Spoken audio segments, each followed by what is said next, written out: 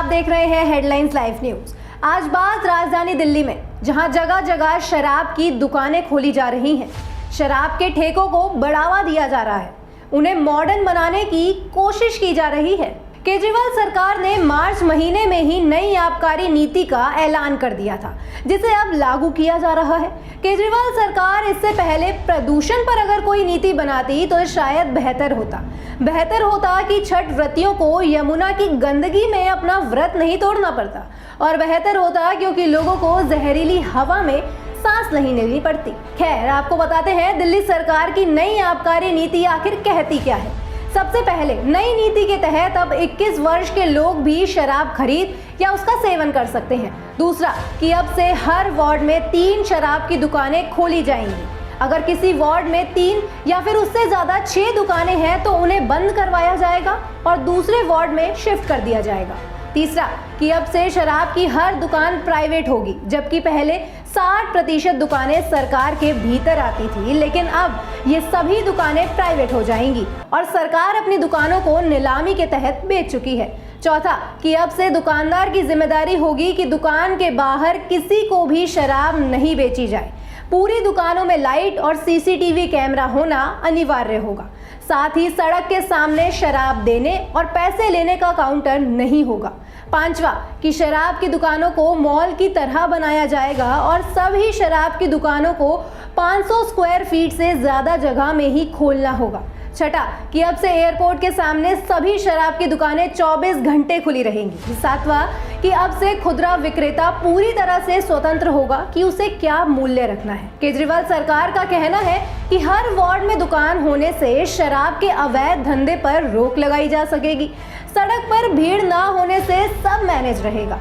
इन सब नीतियों से एक बात तो साफ है कि हो ना हो, केजरीवाल सरकार शराब को बढ़ावा देने में लगी है। आपको बता दें कि जब उप मुख्यमंत्री मनीष सिसोदिया ने इस नई आबकारी नीति का ऐलान किया तो उन्होंने ये कहा कि जैसे नोएडा, उत्तर प्रदेश में शराब को खरीदने और सेवन करने की आयु 21 साल है, उसी तरह अब दिल्ली में भी ये आयु 25 से घटाकर 21 कर दी गई है। यानी कि अब अगर इसका कोई भी विरोध करता है तो केजरीवाल सरकार सारा टीकरा उत्तर प्रदेश सरकार पर ही मढ़ेगी।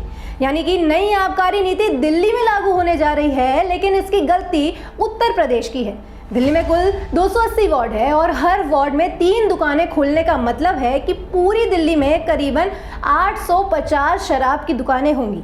हालांकि केजरीवाल सरकार का कहना है कि शराब की दुकानों में किसी भी तरह की बढ़ोतरी नहीं होगी, लेकिन जगह जगह शराब उपलब्ध होगी। जगह जगह शराब की दुकानें खोलने से इसका बच्चों पर असर पड़ेगा, क्या भूल गए केजरीवाल? दिल्ली में जहां अब तक लूटपाट, चोरी चकारी, छेड़छाड़ जैसे अपराध बंद होने का नाम नहीं ले रहे हैं, क्या इससे इन अपराधों को और हवा नहीं मिलेगी? सोचिए, जब आप किसी ऐसी जगह से निकलते हैं जहां शराब की दुकान हो तो ये जरूर सोचते होंगे कि शुक्र है ये दुकान मेरे घर के पास नहीं है या फिर मेरे वार्ड में नहीं है। शराब एक ऐसी चीज है जो बड़े से बड़े महल को मिट्टी कर सकती है, एक अच्छी गृहस्थी को बर्बाद कर सकती है। आने वाली पीढ़ी को अगर इसकी लत लग गई तो क्या जिस भारत की हम सब ने कल्पना की है वो वैसा बन पाएगा? दिल्ली में अभी भी रेप की खबरें आए दिन सामने आती हैं। क्या इसके बाद दिल्ली सुरक्षित रह पाएगी? और क्या इसके बाद कोई अपने बच्चे दिल्ली में पढ़ने के लिए भेजेगा? ये सोचने का विषय है। जिस तरह से नई आबकारी नीति को अंजाम दिया गया, अगर उसी तरह से फ्री राशन, प्रदूषण मुक्त दिल्ली और स्वच्छ यमुना के बारे में सोचा जाता तो लोग ज्यादा खुश होते। शराब का 24 घंटे मिलने से बेहतर है कि पूरी दिल्ली में 24 घंटे पानी की व्यवस्था की जाए, ताकि किसी को भी पानी की समस्या ना होने पाए। दिल्ली सरकार के इस फैसले का विरोध कांग्रेस और भाजपा द्वारा भी किया जा रहा है। जब तक विपक्ष विरोध करता है तब तक तो समझ आता है कि राजनीति है, लेकिन जब आम नागरिक भी नहीं चाहते कि उनके इलाके में शराब की दुकान खोली जाए क्योंकि इससे लोगों की सुरक्षा पर सवाल खड़े होते हैं, तो ऐसे में ये तो आने वाला वक्त ही बताएगा कि क्या दिल्ली सरकार लोगों की बात पर ध्यान देती है कि वह क्या कहना चाहते हैं, या फिर अपना राजस्व में बढ़ोतरी के उपाय ढूंढती है। अभी के लिए फिलहाल इतना ही। ऐसे ही दिल्ली की बड़ी खबरों को जानने के लिए जुड़े रहें हेडलाइंस लाइव न्यूज के साथ। नमस्कार।